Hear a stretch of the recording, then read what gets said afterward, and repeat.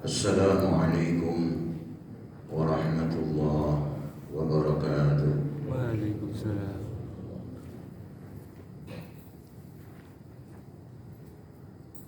Alhamdulillahi rabbil alamin.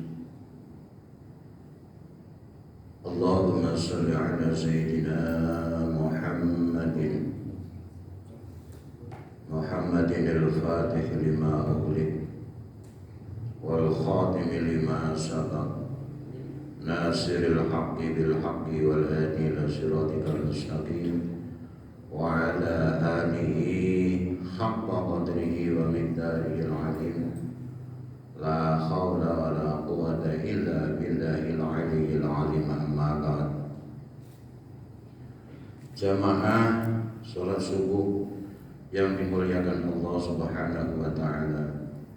Pertama dan yang paling utama, mari kita panjatkan puja puji syukur kehadirat Allah Subhanahu wa taala yang mana pada pagi hari ini kita masih diberi kesempatan, kesehatan, hidayah, rahmat, taufik, inayah dari Allah Subhanahu wa taala sehingga kita masih bisa bersama-sama niat Bismillahirrahmanirrahim, thalabul ilmi dan menghilangkan kebodohan kita. Salatullah wa salamuhu semoga tetap tercurahkan kepada baginda agung Muhammad Rasulullah sallallahu alaihi wasallam, satu-satunya manusia, satu-satunya utusan Rasul yang besok bisa memberi syafaat. Dengan harapan semoga kita termasuk jutaan umat beliau yang diberi syafaat di yaumul qiyamah. Amin amin ya rabbal alamin. Qala al-musannifu rahimahullahu ta'ala wa nafa'ana bihi wa bi'ulumi fid dharain amin. Bismillahirrahmanirrahim. Wal ghardu bin nadri huwa ma yujibuhul mukallafu ala nafsihi bin nadri minan nawafil. Wa yuslaku bin nadri maslaka wajibi syar'i fil azaim kawujubi fi'lihi duna rukhasi kal qasri wal jam'i. Melanjutkan bab sholat yang kemarin. Sholat itu kan ada 4. Sholat wajib bisyar'i yang seperti kita tahu, subuh, zuhur dan yang lain. Ada fardu ain bin nazri, fardu yang wajib tapi liwat nazar. Di sini saya jelaskan wal fardu bin nazri, tujuan nazar itu apa? Ma huwa ma yujibul mukallafu ala nafsi bin nazri. Ibadah, amalan, sunnah yang ia wajibkan untuk dirinya sendiri. Ibadah yang seharusnya itu ibadah sunnah, sholat yang seharusnya itu sholat sunnah, puasa yang seharusnya itu puasa sunnah,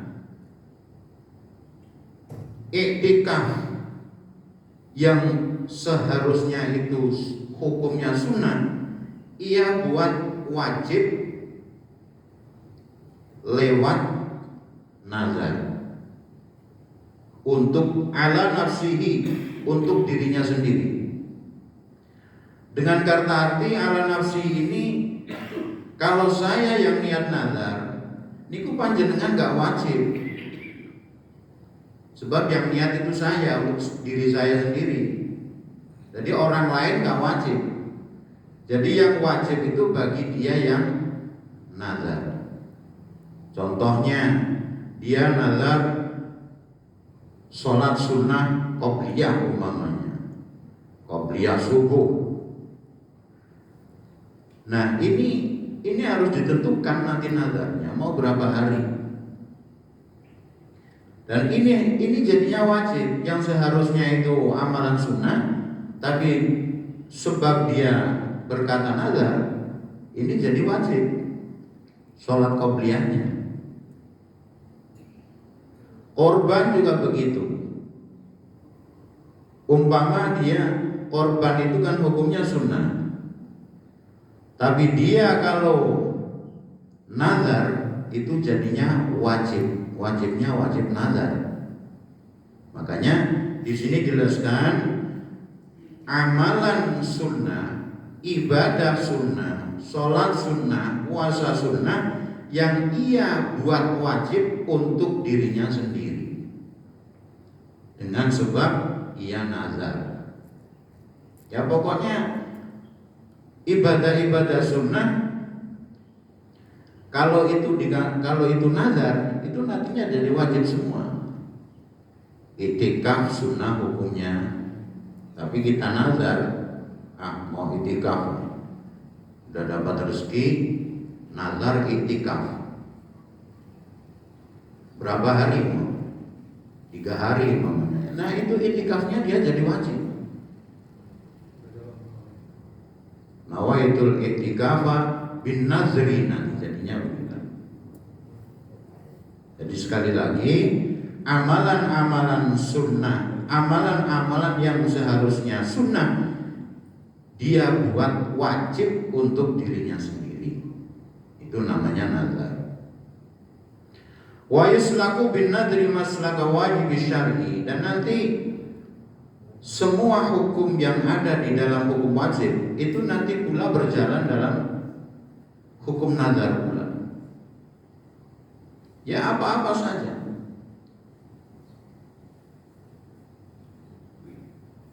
Sesuai hukum wajib itu sendiri.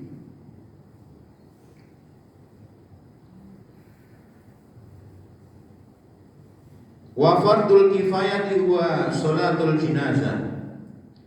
Yang selanjutnya bagian sholat yang ketiga fardu kifayah, yaitu sholat jenazah. Wa sunnah hiya an-nawafil al-adi bayanuha. Sholat sunnah yaitu sholat sunnah yang akan dijelaskan kemudian. Banyak sholat sunnah. Jadi amalan yang paling baik itu sholat. Amalan yang paling baik itu sholat. Jadi umpama jenengan sebelum melakukan sholat zuhur, lakukanlah yang sebanyak-banyaknya sholat sunnah, nggak apa-apa. Nanti hitungannya nanti yang jadi qobliyah zuhur, umpama panjenengan ikut yang 4 rakaat, 2 rakaat, itulah yang jadi qobliyah zuhur. Yang selebihnya itu nanti jadi sholat sunnah mutlak.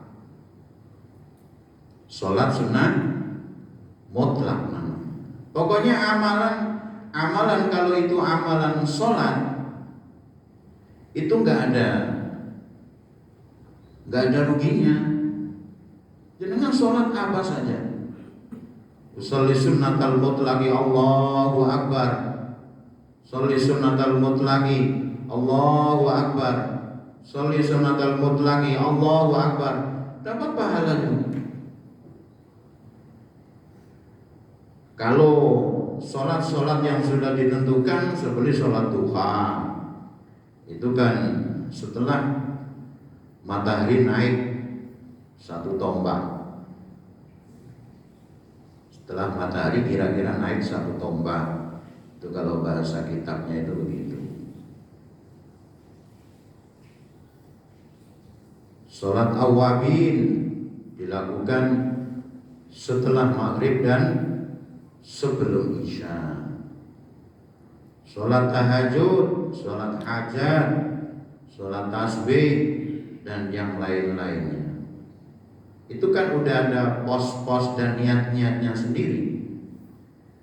Kalau umpama kita niat usul di sunnatul mutlaqi, ya udah jadi pahala pun. Jadi sekali lagi, amalan ibadah sunnah itu nggak ada ruginya. Jadi kalaupun nggak jadi sholat, umpama sholat duha katakanlah begitu, ya jadinya sholat sunnah mutlak, tetap dapat pahala ibadah sholat sunnah. Innama tajibu al-maktubatu ay as-salawatul khamsi ala muslimin walau fima madha zakarin au ghairihi. Sesungguhnya sholat yang diwajibkan, yaitu sholat 5 waktu, wajib bagi setiap orang muslim. Setiap orang muslim, semua orang muslim, walau fima madha, sekalipun itu sudah terlewatkan. Jadi panjenengan sebagai seorang muslim wajib sholat walau fima madha, walau itu sholat yang sudah terlewatkan. Artinya kalau panjenengan gak melakukan sholat yang panjenengan tinggal itu wajib diqodoni. Wajib di apa? Wajib diqodho. Usolli sunat az-zuhri qodho'an. Usolli sholat az-zuhri qodho'an. Usolli sholat al-asri qodho'an. Bahkan sholat 5 waktu yang kita lewatkan tanpa ada uzur syar'i itu boleh dilakukan pada waktu yang kita haram melakukan sholat. Contohnya, kita terlelap tidur belum melakukan sholat isya.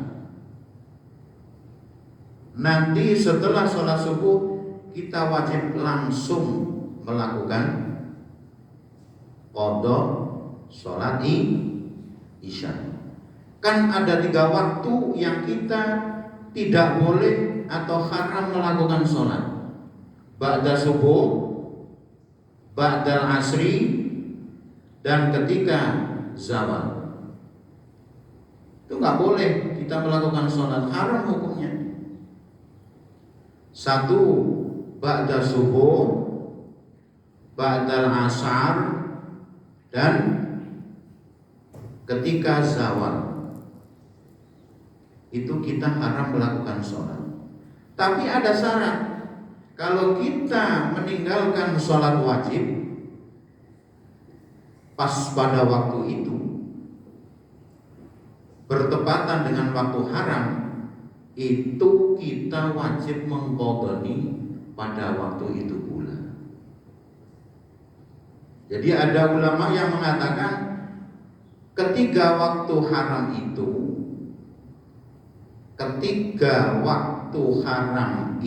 kita melakukan sholat, itu kalau tidak ada sesuatu yang baru datang. Contohnya sesuatu yang baru datang, setelah kita sholat asar ada orang meninggal, fardu kifayah. Nah itu boleh kita melakukan sholat setelah ba'dal asar. Atau ada ulama yang mengatakan lagi, setiap kita masuk masjid disunahkan sholat tahiyatul masjid. Walaupun kalau kita udah punya wudu suci, ba'dal asar masuk masjid, ba'da subuh masuk masjid, itu kita disunahkan sholat tahiyatul masjid. Jadi poin-poin waktu yang diharamkan untuk sholat itu ada poin yang diperbolehkan kalau ada sesuatu yang hukum baru datang, seperti saya jelaskan tadi. Zakarin au ghairihi, baik itu bagi seorang laki-laki atau itu seorang perempuan. Jadi nggak ada bedanya, qadha sholat itu nggak ada bedanya bagi perempuan dan bagi laki-laki. Pokoknya kalau sholat ia tinggalkan, wajib ia qadha. Maka sebagian ulama mengatakan, ini yang perlu panjenengan catat benar-benar. Yang perlu panjenengan catat benar-benar. Orang tua kita meninggal,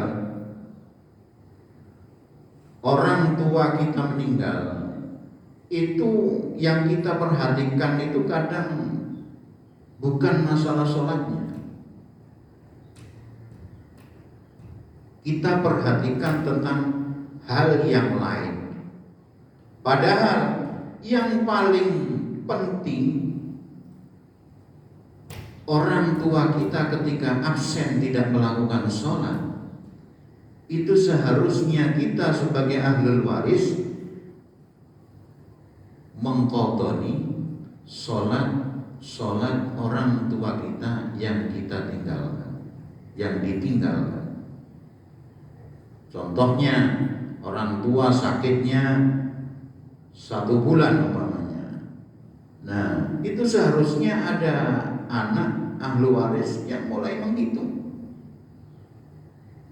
Bapak kita, ibu kita mulai tidak sholat itu kapan? Mulai subuh dan selanjutnya sampai 1 bulan. Kalau perlu minta jamaah, tolong sama-sama mengqadhani sholatnya orang tua kita. Nah, kalau jamaah kan dapat banyak. Jamaah sama keluarga, atau kalau mau jamaah sama tetangga, itu kan dapat banyak. Umpama orang tua kita meninggalkan subuh 1 bulan, berarti berapa sholat itu? Berapa waktu? 30 waktu. Kita sama-sama saudara keluarga, Allahu Akbar usolli fardhu subhi qadaan di abi 30, udah selesai. Lanjut lagi zuhur 30 lagi, kan beres. Kadang itu memang tidak diperhatikan oleh kita yang masih hidup. Saya sendiri dulu ketika bapak mertua saya meninggal, itu meninggalkan sholat 114 waktu. Nah, itu anak-anak yang mau melakukan itu hanya beberapa. Selebihnya saya yang mengqadha. Dan itu harus kita perhatikan. Mohon maaf, kalau zaman sekarang itu kayak begitu tuh sangat-sangat tidak diperhatikan. Mula-mula yang kita perhatikan, kalau orang tua kita meninggal, ambil kitab faraidnya, kan begitu. Banyak itu kejadian seperti ini. Ambil kitab faraidnya untuk hitung-hitungan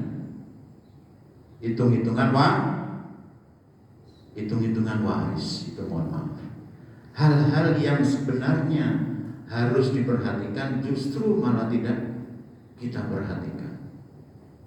Itulah fungsinya kita mengaji. Fala tajibu ala kafirin asliyin wujuba mutalabatin biha minna fid dunya li'adami sihhatiha minhu lakin tajibu alaihi wujuba mu'aqabatin alaiha fil akhirah litamakkun min fi'liha bil Islam wala qada alaihi ila aslam. Kalau tadi sholat wajib bagi orang Islam, berarti sholat tidak wajib bagi orang yang tidak Islam. Pokoknya orang yang tidak Islam tidak wajib sholat.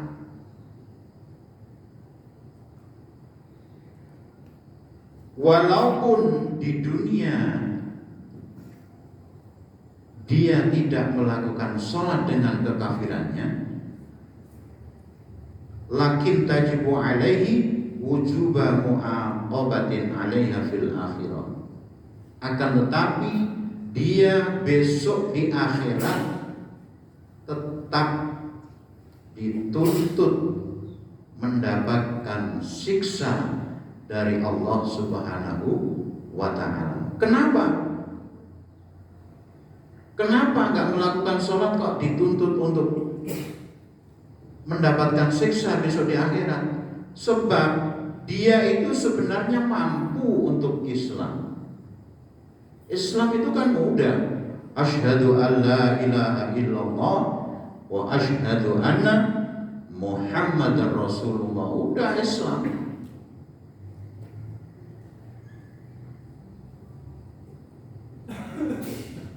Serius atau tidak, kalau orang serius atau tidak, orang yang belum Islam membaca syahadat, saat itu pula lah ia menjadi Islam. Arti kata serius itu begini. Kalau serius pakai ini apa? Ya forum serius lah, katakan begitu. Yang tidak serius, umpama kita ada teman yang bukan muslim baca syahadat, asyhadu an la ilaha illallah wa asyhadu anna Muhammadar Rasulullah. Secara langsung itu dia udah Islam. Secara langsung dia sudah Islam. Tapi kok dia tidak meneruskan tentang keislamannya, itu berarti dia murtad. Murtad itu keluar dari Islam. Nah, ini yang jarang-jarang kita ketahui itu seperti itu.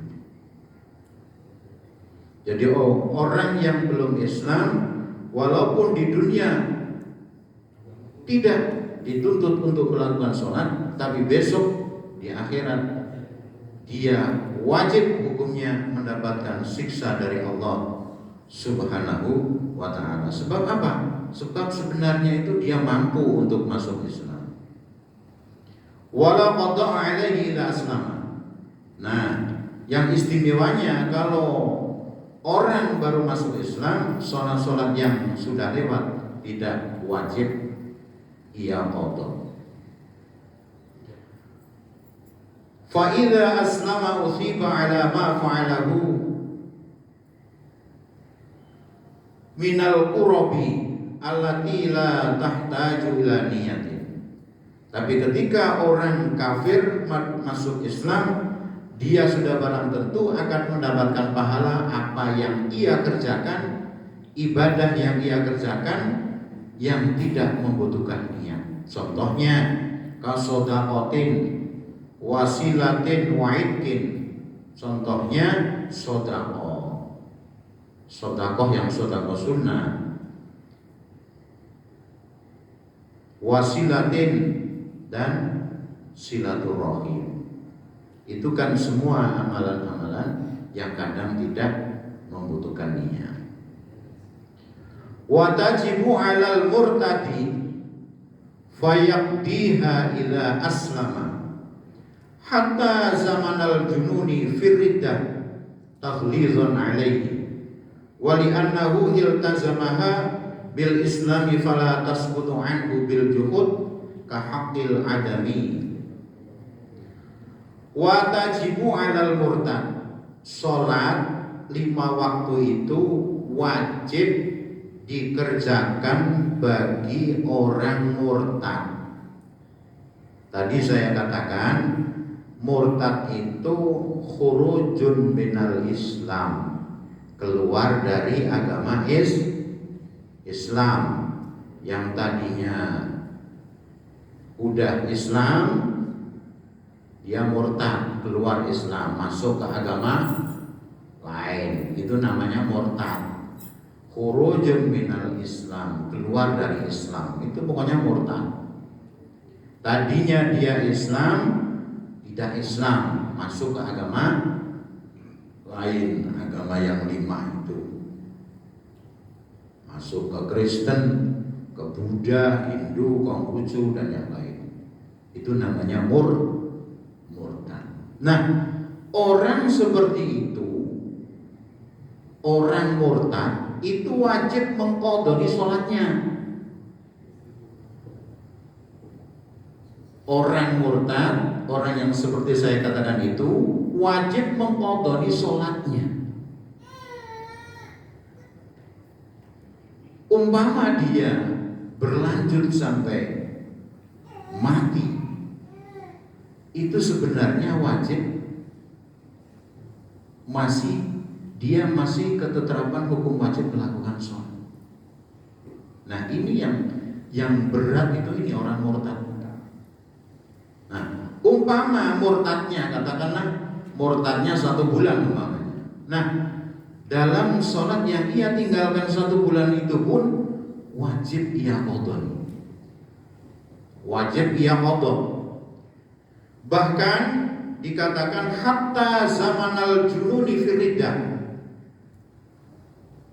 sampai dia gila pada waktu murtad.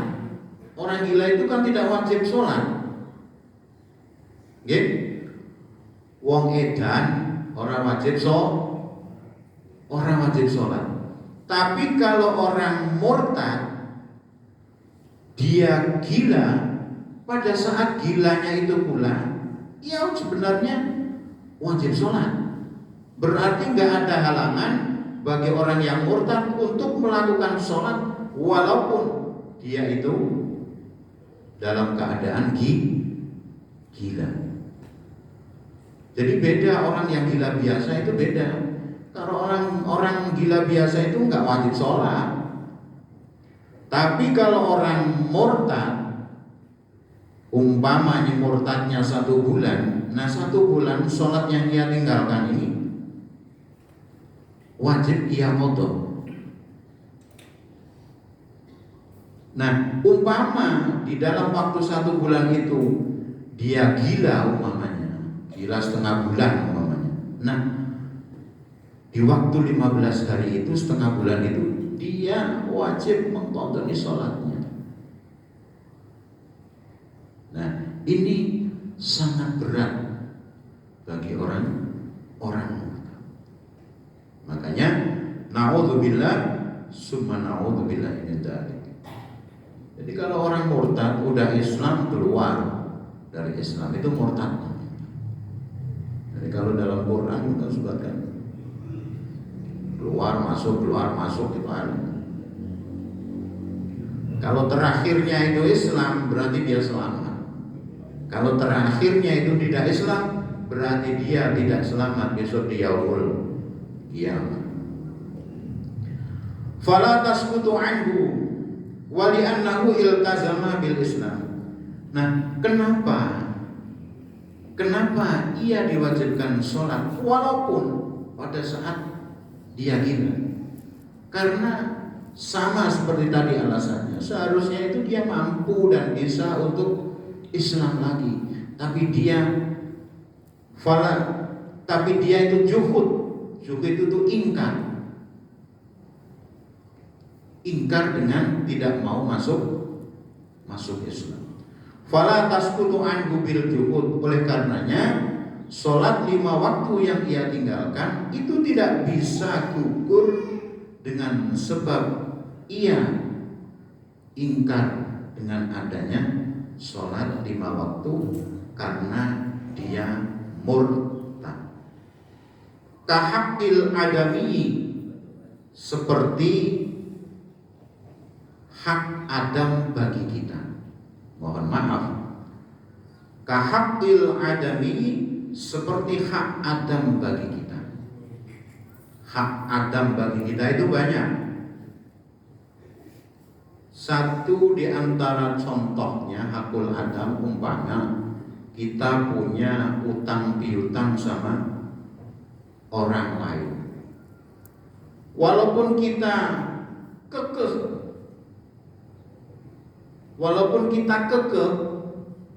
udah, aku nggak mau bayar utang kau,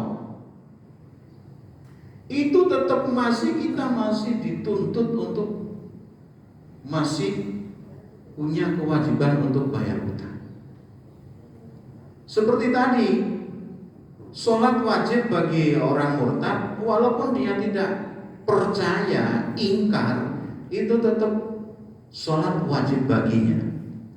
Seperti kahakil adami, seperti hak Adam. Kita punya utang piutang sama orang lain, sama tetangga kita, walaupun kita ingkar. Kata ingkar itu, udahlah, aku nggak mau nyautang utang saya ke kau. Itu tetap sampai kapanpun itu masih tetap menjadi kewajiban kita.